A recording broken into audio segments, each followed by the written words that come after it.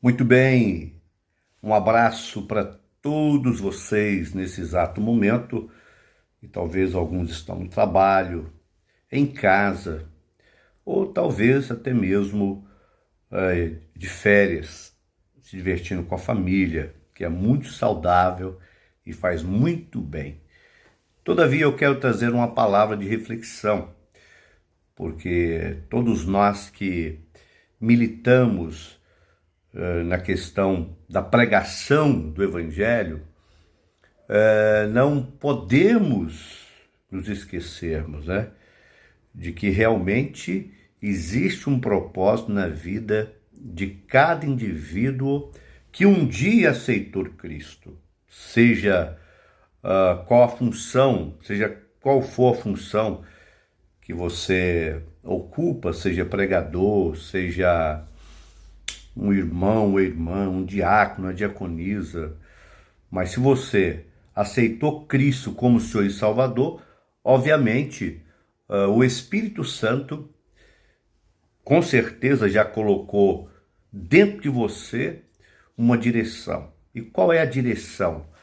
Paulo chega a falar que o Espírito Santo, ele é o penhor da nossa salvação. Quer dizer, ele é a garantia da salvação de todos aqueles que um dia aceitaram Cristo como Senhor e Salvador de sua vida.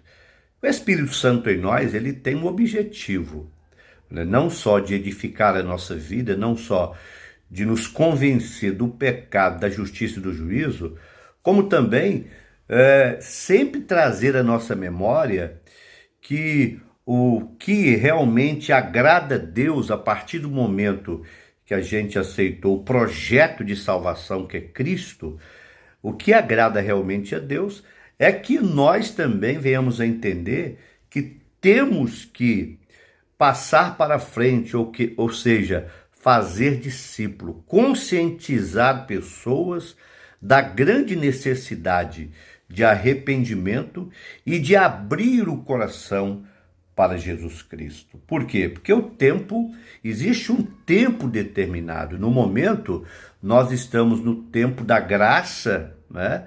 E esse tempo da graça é um tempo permeado com misericórdia e compaixão, onde Deus, a cada dia que você amanhece, ele está sinalizando: olha, nesse dia que você está vivo, eu estou te dando uma chance para você rever os seus conceitos de cristandade.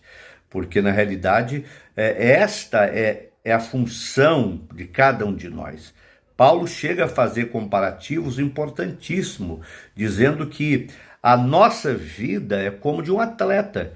E o atleta, quando ele tem um objetivo, ele se prepara, ele realmente faz os exercícios cabíveis para que ele possa estar pronto para a maratona, para chegar no pódio. E Paulo também faz uma comparação de um soldado, que todos aqueles que aceitaram Jesus como Senhor e Salvador, seja homem, seja mulher, aí independe da questão da sexualidade, aceitou Jesus, você passa a ser um soldado, uma pessoa pronta para servir aquele que o chamou. Quem te chamou? Foi Deus, através de Cristo, nos dando o quê? O Espírito Santo para ser o nosso tutor nessa caminhada.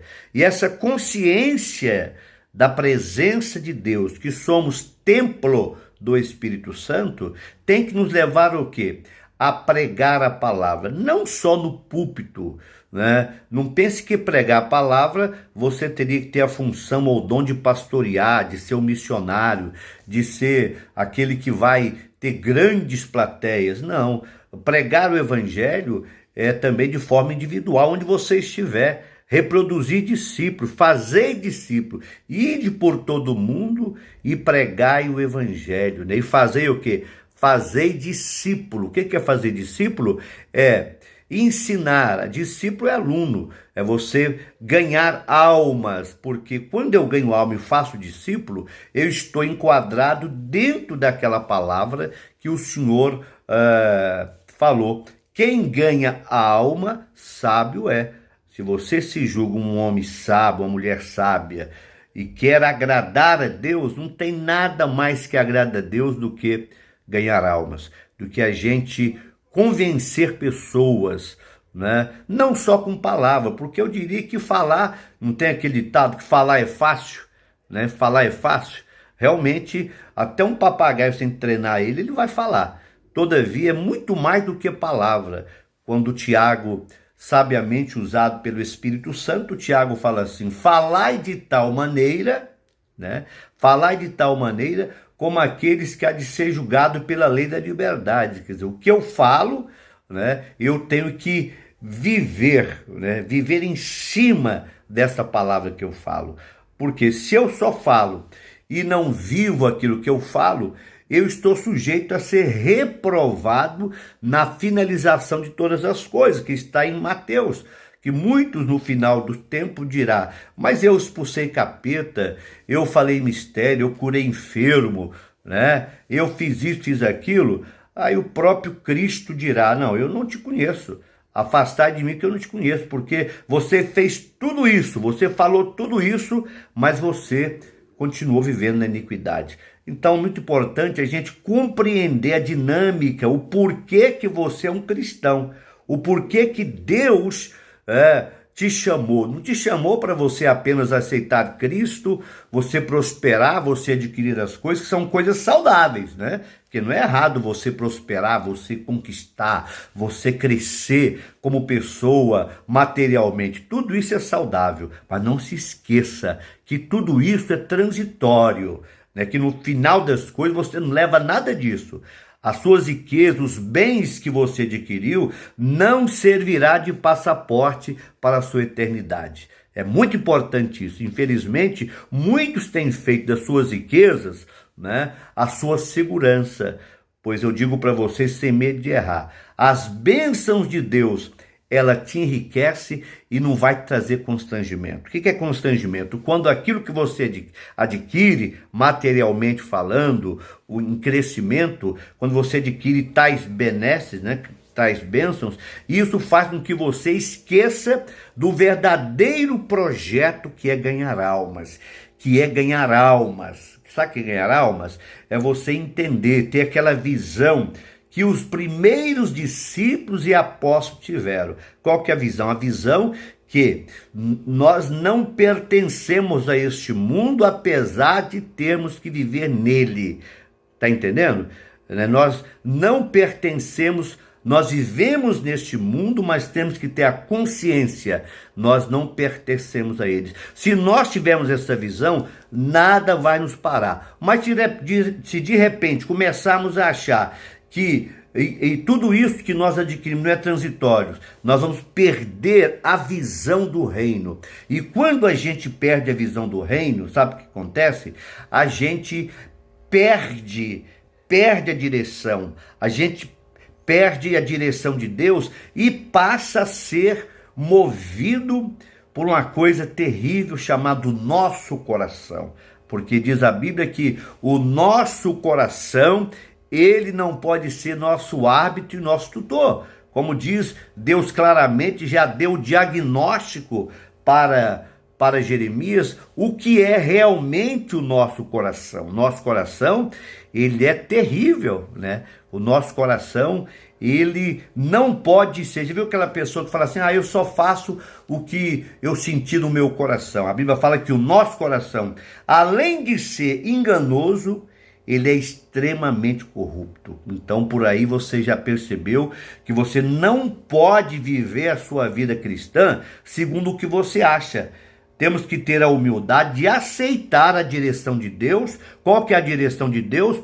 O Espírito Santo e a palavra. Porque a ferramenta do Espírito Santo é a palavra. E não tem outro meio de Deus comunicar o seu projeto, Deus revelar o que... não tem outra forma de Deus nos trazer os 4 comandos. Eu sempre falo sobre isso, os 4 comandos. Não tem como Deus, a gente trabalhar em cima dos 4 pilares. Quais são os 4 pilares? Instrução, ensinamento, direção e conselho. Como é que a gente vai viver, vai caminhar na nossa jornada em cima desses 4 pilares? Fazendo o que o próprio Jesus disse, né? A gente desenvolver o hábito da intimidade com o Pai. Veja que Jesus, quando ele falou, quando fores orar, veja Deus como Pai. Às vezes você vê as pessoas orando, grande Deus, dá uma conotação de um distanciamento tão longo. Olha, Deus é seu Pai. Quando eu me refiro a Deus, eu falo, Pai, tenha misericórdia de mim. Ô Pai, me ajuda, a coisa tá feia. Então o próprio Jesus, ele nos ensinou, quando você for orar, você diga assim, Pai nosso que estais no céu. Olha que coisa forte. E ele diz também que as coisas, que o nosso crescimento, essa instrução, esse ensinamento, essa direção, esse conselho, ele vai ser adquirido através da nossa intimidade com Deus. Logicamente que Deus vai usar pessoas com essa visão de intimidade, que tem essa intimidade com Deus, que essa intimidade é adquirida através do quê? Do seu particular com Deus. A partir daí, Deus vai te habilitar para ensinar as pessoas a fazer o mesmo. Porque nós temos que reproduzir pessoas. Essa é a função. Quando você aceitou Jesus, quando eu aceitei Jesus, nós vamos alegrar a Deus quando nós entendermos que fomos chamados para a gente fazer discípulo. Não só verbalizar. Porque falar, eu até falo com alguns amigos, olha, pregar não é difícil, a gente treinar um papagaio e ele vai falar melhor do que a gente. Então Tiago já nos dá uma corretiva, né? Falar de tal maneira e de tal maneira proceder, quer dizer, pregue, fale, mas vive em cima daquilo que você está pregando, para que as pessoas, quando olharem para você, vão perceber que você não vive só de palavra, né? A sua vida é pautada na atitude diária em cima daquilo que você prega. Então, é fundamental a gente ter essa visão de reino, que muitas vezes, com o decorrer do tempo, Deus vai prosperando o seu povo, Deus vai dando uma condição ilibada para o seu povo, e as pessoas vão perdendo a visão do reino, porque acha que todas as benesses que Deus acrescenta é para você parar, não, agora já estou bem, não. Se Deus está te abençoando, é para que você entenda que os bens que estão em tuas mãos, de forma sábia, seja aplicado no reino, porque tudo isso vai passar, tudo isso vai passar, o que não passa é a palavra de Deus. Então que Deus abra os nossos olhos, que nós entendamos o motivo pelo qual você foi chamado, o motivo pelo qual você tem dons, que você tem habilidades, é para você sobressair bem, sim, ser uma pessoa abençoada neste mundo, mas entendendo que aqui não é o seu lugar. E onde você estiver, você tem que exalar. Na faculdade, no comércio, no trabalho, eu estive na parte pública durante 12 anos como vereador na cidade de Corinto, e ali eu pude repassar, eu pude não só, eu era conhecido como missionário Agnel, cidade de Corinto, né? E ali eu pude testemunhar da grandeza de Deus, né? Aonde eu estive, o tempo porque a gente está por um período em determinados lugares. Para quê? Para que a gente possa pregar, para que a gente possa testemunhar da grandeza de Deus, porque tudo isso que você adquirir é bom e maravilhoso, que você puder ter, tenha e glorifique a Deus, e nunca se esqueça quem está te dando isso, né? É o próprio Senhor. Se a gente esquecer, a gente acaba perdendo a visão de reino. Então que Deus te abençoe, que Deus te dê graça. Eu quero orar por você neste momento. É só uma palavra de entendimento para que a gente possa nos pontuar, para que a gente possa ter a humildade, né, de obedecer os princípios simples, que são tão simples que as pessoas acham que não são desnecessários. Não é preciso orar, às vezes tratamos a oração como uma coisa qualquer. Às vezes tratamos a leitura, a meditação da palavra. Fulano, faz uma oração aí, como se fosse algo tão incomum, tão peculiar. Fulano, faz a leitura da Bíblia aí. Olha, a palavra é tudo. É tão poderosa que a oração e a palavra são, eu diria que as duas asas. A oração, que é a intimidade com Deus, e a palavra. Não tem como, porque na oração você vai receber os 4 comandos de Deus, que é a instrução, o ensinamento, a direção e o conselho, né? E a palavra vai ser o meio pelo qual o Espírito Santo ele vai fortalecer o meu espírito, a minha alma, a minha mente, o meu corpo. Então eu sei que estou falando para muitas pessoas que já compreendem isso, que vivem isso. Que Deus te abençoe e que nós possamos passar isso para aqueles que estão começando agora. para que a obra de Deus seja feita e mais pessoas sejam impactadas, mais almas, mais vidas sejam discipuladas, para que nós possamos agradar a Deus. Porque é isto que agrada a Deus. Por isso que a palavra fala, quem ganha almas, quer dizer, quem influencia pessoas com o reino de Deus, sábio é. Um forte abraço, mas eu quero orar com você agora, tá bom? Quero finalizar essa palavra com uma oração pela sua família, pela sua vida. Se tiver alguém doente aí, que receba a cura, que receba um milagre, entenda, você foi chamado, não importa o que você esteja vivendo. Se está no deserto, nesse deserto, Deus vai fazer com que fontes venham a brotar. Se você está no deserto, nesse deserto, Deus vai te usar, porque tudo é passageiro. E a palavra diz que todas as coisas cooperam para o bem daqueles que amam a Deus. Está em luta? Creio que essa luta continue orando, continue buscando, continue lendo a palavra, continue ganhando almas. Sabe por quê? Porque Deus, Ele está à procura de homens e mulheres que se entregam, né? E Deus está procurando homens e mulheres que digam, eis-me aqui, Senhor, usa-me a mim. Vamos orar? Pai, neste momento eu levanto a minha voz em nome de Jesus. Sei, meu Pai, que a nossa nação, o Brasil, cada estado brasileiro, cada capital, cada cidade pequena e grande, Senhor, existe homens e mulheres compromissados com o Teu reino. Senhor, em nome de Jesus, faz com que, Espírito Santo, venha sobre a vida dos Teus filhos, das Tuas filhas. Não importa, Senhor, a organização religiosa que essa pessoa ela frequenta, mas eu te peço, levanta, Senhor, homens e mulheres compromissados com o Teu reino.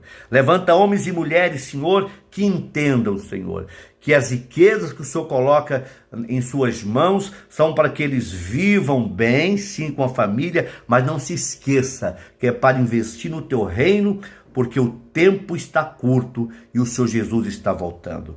Pai, eu oro pelos amigos católicos, evangélicos, espíritas, aqueles que ainda não conheceram a Tua palavra, mas só venha revelar-se a eles, Senhor, na madrugada, através das pregações pelas redes sociais, através das lives das igrejas, através dos cultos presenciais. Senhor, que haja conversão. Só Tu pode, Senhor, Espírito Santo, trazer convencimento, quer dizer, mostrar entre a maldição e a bênção. E cada um que ouvir a Tua palavra, Senhor, irá se converter, irá tomar a sua decisão. Quem estiver doente neste momento, receba a cura, receba o milagre, em nome de Jesus, que o Teu Espírito, a Tua alma, a Tua mente e o Teu corpo seja impactado pelo Espírito Santo e pela palavra do Senhor. Um forte abraço, seu amigo de fé, Agnel Torres. Fique com Deus, em nome de Jesus. Um abraço, Deus abençoe a todos vocês. Compartilhe esta palavra com alguém, com certeza vai ajudar. Fique com Deus.